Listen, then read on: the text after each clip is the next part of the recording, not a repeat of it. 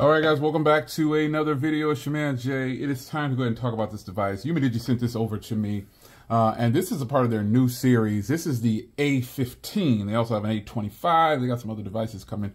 So I want to go ahead and show you this one now. I'll probably go ahead and show you the other ones as well. Let me give you a spec rundown, and I'm going to try to show you as much as I can in this particular video on this device. Again, UMIDIGI A15 series.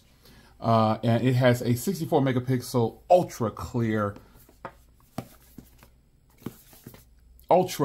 AI camera, 8 gigs plus 8 gigs extended RAM, 256 gigs of storage, 6.7 inch HD plus full water drop display is what it says.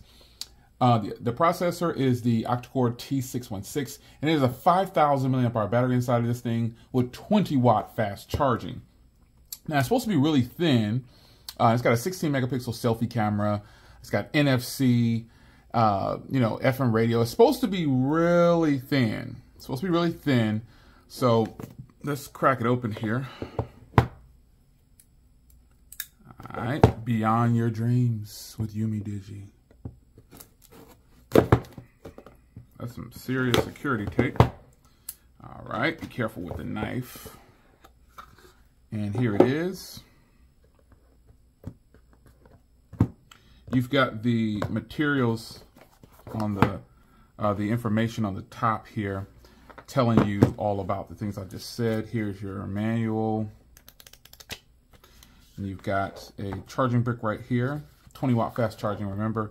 And then you've got Type-C. They even have a USB cable right in the side here. So this is Type-C to Type-C. So let's go ahead and get this. It comes with a case, as you can see here. Wow, that is definitely reminiscent of, I didn't know these camera modules were going to be this big. The fingerprint reader is in the power button. Let's pop this case off. It's amazing how these phones right here come to us and they have a case and everything already on the device, a screen protector pre-installed. But in the US, they make us buy everything. This is a huge fail right here. Hold on a second. All right, that came off in about 15, 20 seconds. But in the US, they make us buy everything. So while this isn't a case that I would actually purchase, it is a case that comes in a box for protection. You have a headphone jack up top, noise canceling microphone right there, another microphone on the bottom, Type-C, and a speaker out. And then again, you have all the information on the front here I just read off. HD, 6.7 inch, 64 megapixel camera, 16 front. The Octa-Core processor, clocked at 2 gigahertz, 5,000 milliamp battery, Android 13, side-mounted fingerprint reader, and face unlock. NFC, everything. So it's mounted inside the power button there. You got your volume rocker, so that's pretty cool.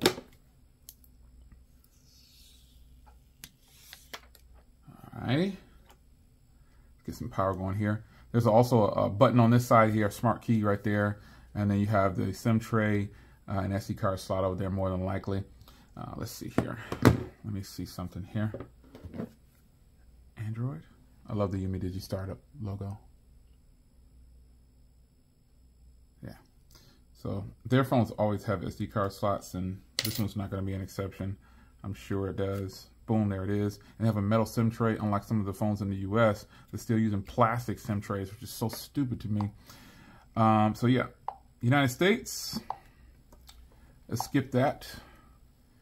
And let's set up offline.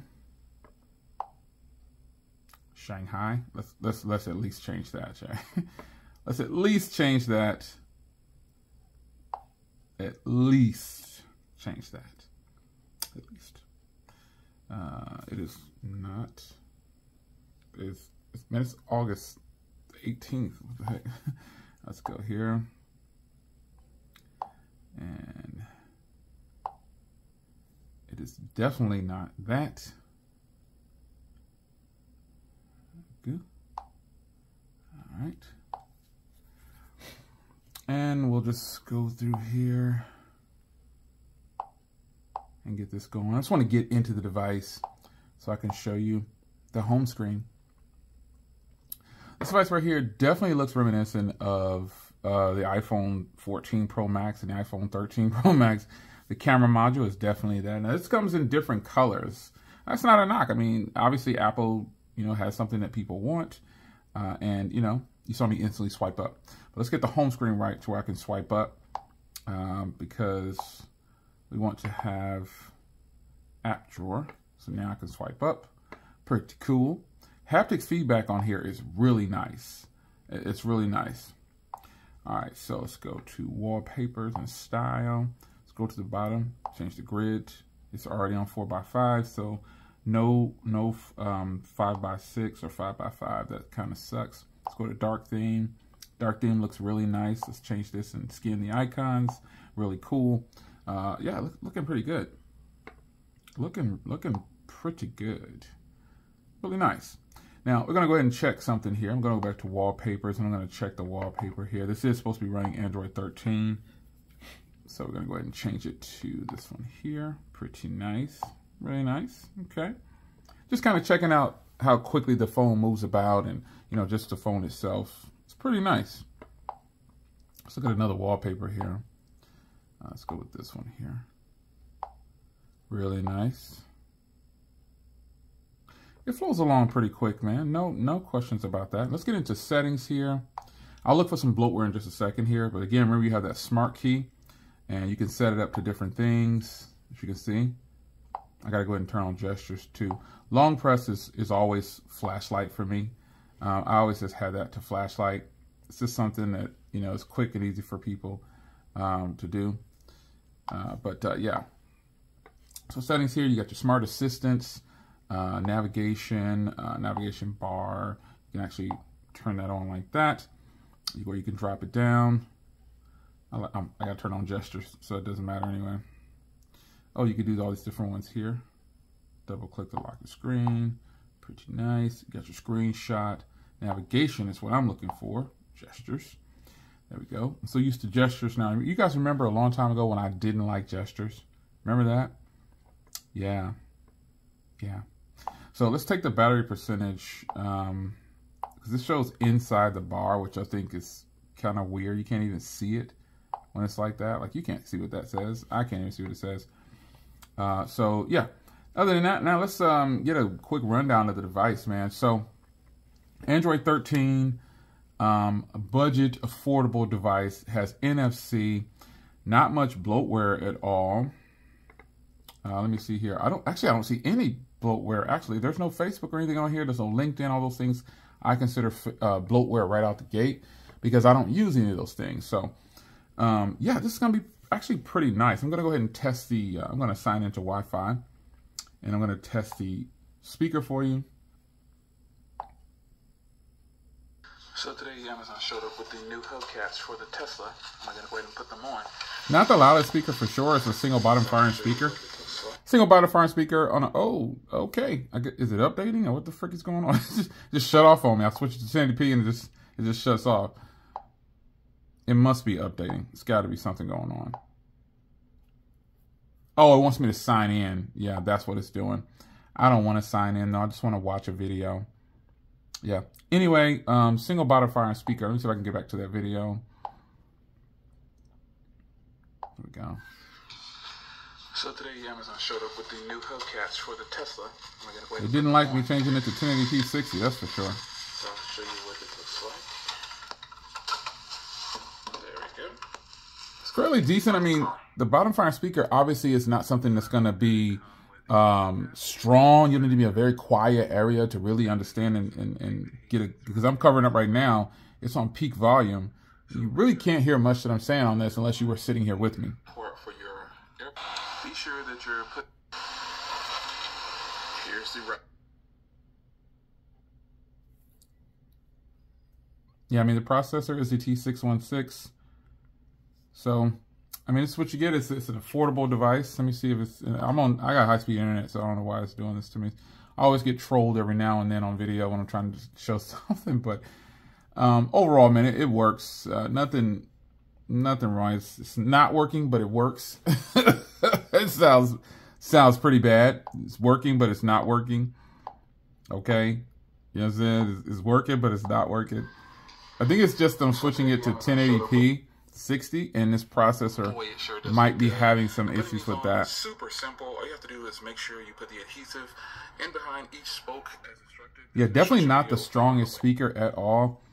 And some phones, you know, some phones can't be recommended. Like out of the gate, this is still settling in more than likely. That's why it's having a few crashes. It also wanted me to sign in, simple things like that. I don't think that's going to be a problem with this device, like handling certain things. It's a nice budget, affordable device. So let's take a look at the camera real briefly. It tells you how to capture. Now, this camera definitely is not going to be something spectacular, but it does have a nice camera. It has auto HDR. It has HDR on and off. There's auto HDR. Okay, there we go. And so let's go to settings here and see what this thing is working with. Here we go. 16 megapixel for the picture on the, it says back camera. Now it's rated at a 64 megapixel camera, but you know, hey, it is what it is. Let's just take a photo here. But first, let's go to video and see what that video is working with. At least it has 1080p 30. That's kind of a good thing. You got slow motion. Let's go more. More, you have macro, ultra high res. Okay, so here is how you get a 64 megapixel shot. This will be the 64 megapixel shot. So let's grab to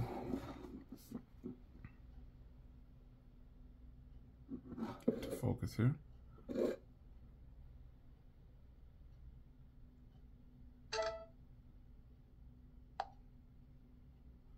Okay, I was gonna say, man, that it kind of blurred out as it was taking the shot, but it actually did pretty doggone good. Not bad, not bad. Not the highest resolution like it claims to have, but it still is gonna be good enough for most people. So video wise, oh, you also have portrait over here. You also have a pro camera 2 support, and you have portrait shot, panorama shot. I mean, let's try a, I'm gonna dip off and take a picture real quick. 1 second. It's got a fairly quick shutter. I mean, it's not the best portrait video, but it's a portrait photo, but it's a portrait photo. So it works. I mean, it's super basic. You're not gonna have this stellar quality, but at least you have some quality. So cameras are important to you. This would definitely be a phone that I could recommend to someone who doesn't have like real high expectations for a device. Just based on what I'm seeing now, it's just an Android phone. Like it's that low price device that anyone can get in a jam and use this as their main device without the expectations of looking at other devices that have the Snapdragon 8 Gen 2 and things like that, and hoping to get that type of performance. Now, I haven't used this very long, but I can tell you that my experience with some of these devices like this, with this processor, they're not the smoothest. But this will, in fact, have probably killer battery. You've got up to 1 terabyte of storage you can put on here. And this is a good phone for someone just trying to get by, I would say. I mean, it's not, don't expect this spectacular setup here, but just expect it to work for you. And it's just going to get the job done. This is a 12 nanometer chip in here. So obviously right now we're on like 3 and 4 nanometer chips. So it's, you know, it can do some gaming more than likely, but it does have the Mali G57 for the boosted processor in there. So, I mean, it's going to work for you. It's going to work for you. Is this a phone that I would buy? Probably not in this color. I would get like the green looking color. They have a lime looking color. I think that's pretty looks cool. Like teal. It's actually pretty teal. So it's got matte composite on here. So it feels really good. I wouldn't even wear that case with this because this phone feels really good. It doesn't need a case. I know why they give you a case, because they want your phone to be protected if this is your only phone, and not everyone can afford to spend a ton of money on a phone. And the fact that this has a headphone jack, that speaks volumes. Now it comes in graphite black, which is what this is, and then it comes in pearl white, comes in jade green, it's like a teal looking color, lavender purple, actually the lavender purple would be pretty sweet, and it comes in a space gray. So super thin at 8.6 millimeters, 195 grams. You know, it's going to be pretty nice. So this is the 8 megapixel ultra wide camera. This is the 5 megapixel macro camera. And this is the 64 megapixel shooter. And then again, on the front, you've got that 16 megapixel shooter. So, you know, the camera, you know, is questionable whether or not it's going to be able to perform at my, I guess, here, see, this is what I mean. Like, I have to go into more in order to get the ultra wides. I have to manually turn on these things. And I guess that's okay. But I think by today's standards, a lot of people would love to see those options just right as you open the camera. But it's just a thing. This is how this phone is set up. It does have macro mode and ultra wide and night mode. Tons of features on here. How well they work, you would have to be the judge of that. But from where I sit, decent entry-level budget phone, but you still have the likes of Motorola, Google. They're coming in real close in price, if not cheaper. And, you know, those are some killer devices. So, it's your man Jay. Hope you guys enjoyed. Quick look at the UMIDIGI A15. Their new series. What do you think so far? See you in the next video. Take care.